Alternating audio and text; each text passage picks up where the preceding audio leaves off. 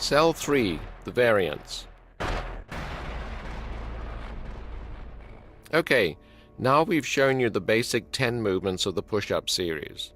Remember that these basic 10 can be broken up into dozens more exercises by using very slight technical variations, changes in hand position, elbow angle, and so on. We discuss these changes in the hidden step sections following each exercise.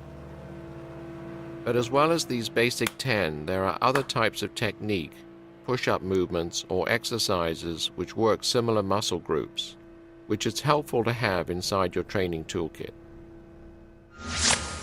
For example, most of the convict conditioning exercises are performed with a slower, smoother cadence, because this builds superior strength and muscle, and also protects the joints and soft tissues over the long term. But in reality, we don't always move in a very regulated, smooth way. We might have to accelerate quickly for sport or in combat, or at the opposite end of the spectrum, we might have to hold a position statically under tension for a time. For this reason, we've included at least one explosive variant and one isometric hold variation for every movement type in these DVDs. This is true for push-ups, squats, and all the other movements. You don't necessarily have to perform any of these variant exercises, but you might want to add one to your routine for variety, or to help you with your sport or fighting art, or just to explore for fun when you get burnt out on a particular movement. The human body is a hugely complex machine, and there are lots of excellent or useful variant exercises in calisthenics.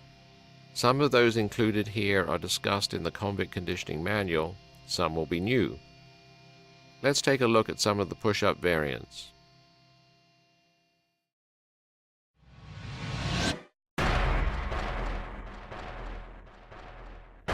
Dive bomber push-ups. Dive bomber push-ups are a great variant often used by the military. They combine strength, control, as well as flexibility, a great combo for any exercise. Start in the push-up position but with your feet wide. Bend your arms and dip your head as if you were diving under an imaginary wire. Then push your arms straight while keeping your hips close to the floor. From there, you reverse the movement, bending your arms and going back under the wire a second time to the starting position. Don't forget to go back under the wire. If you keep your arms straight and just push your butt back to the starting position, you're not doing a dive bomber push-up, you're doing a Hindu push-up. Training ideas. Dive bomber push-ups aren't really harder than regular push-ups, but they do involve the entire body. You can train them any time in your workout, but it's tough to be progressive beyond just improving form or adding reps. Because of this, they work well as a finishing movement at the end of a regular push-up workout.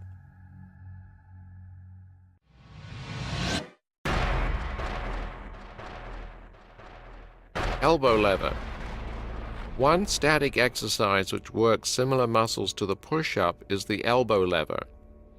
This is a very traditional bodyweight hold, which requires great arm and shoulder strength as well as good core and lower back strength to hold your body ramrod straight without support. This exercise can be considered a variant of the push-up because your body is in a similar position, but your elbows are anchored into your torso and your legs are straight out behind you in midair. To try this hold, just get on the ground, place your hands on the floor with your arms bent. Rest your ribs on your elbows as a kind of pivot and lean forwards as you straighten your legs out behind you.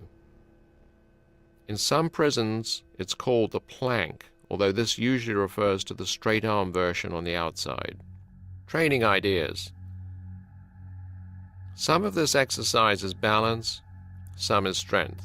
It makes for an interesting trick which is fairly easy to learn when you have become quite strong in your push-ups.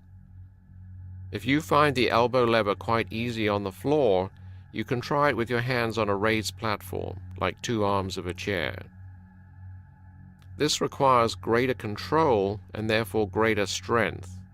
There are even harder versions you can explore, such as the planche, which is like an elbow lever but with straight arms.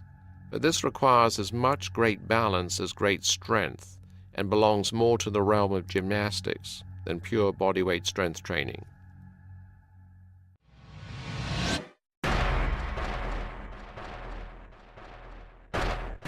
Clapping push-ups. For every movement type you regularly use, such as the standard push-up, you should also have at least one explosive variant in your toolkit. For an explosive push-up, nothing beats the good old clapping push-up. In some circles, this is called a plyometric or plyo push-up, but whatever you call it, it boils down to the same thing. Get into the push-up position, and instead of going slow, drop down and explode back up as fast as you can. The momentum will push you right away from the surface of the ground, giving you time to clap your hands. Training ideas. Once you're comfortable with regular speed push-ups, ideally uneven push-ups, you can start throwing this exercise into your routine to develop some speed and turn your strength into power. It's always good to build some joint strength with regular smooth reps before you play around with any more explosive power-based exercises. When you begin to include them into your routine, always start slowly to give your soft tissues a chance to adapt. One great way to start slow is by trying the exercise on your knees before going to straight legs. Keep the reps low and go for quality over quantity. Some guys develop so much power that they can clap 2 or even 3 times. This is a great variant for martial artists or athletes who require strength and speed in their upper body.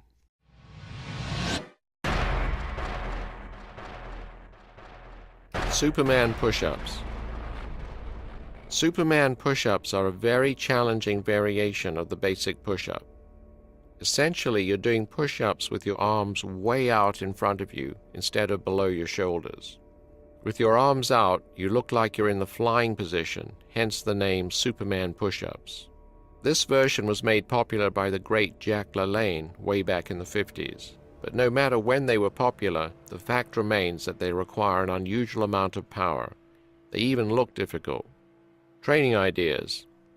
Although this exercise is technically a push-up, it is a distant cousin to the family. Because you barely bend your arms, the triceps get an isometric or static workout, and the lats get more work than the chest. But any straight arm exercise multiplies your body weight, so this is an impressive feat of strength to add to your skill set if you can. If they're too tough, you can begin with your arms bent, then slowly straighten them as you become stronger. Jack LaLanne got so strong doing this exercise that he could do it with just one arm, an achievement very few athletes have ever been able to replicate. Work hard and combine this exercise with lots of work on the 10 steps, and you might become one of the few who can equal the legendary Jack.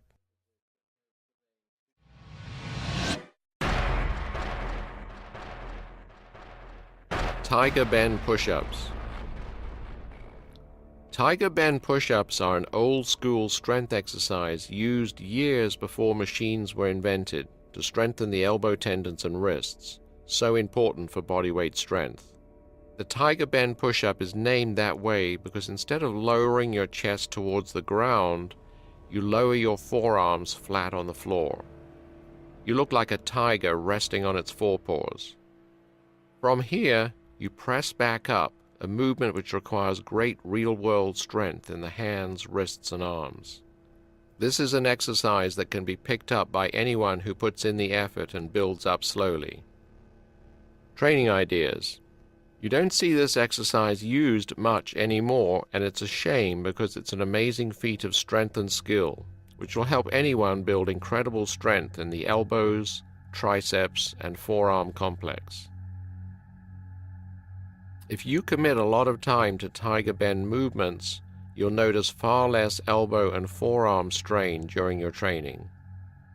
If you get to the point where 20 of these push-ups are easy, you can explore doing tiger bends in the handstand position. So there you have it, the complete fundamentals of the convict conditioning push-up system.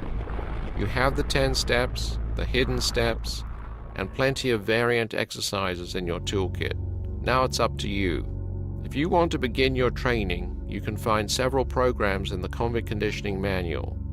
If you still need more information or you have further questions, head on over to the Dragon Door forum at dragondoor.com. There are lots of great athletes and experts there who are always willing to answer your questions.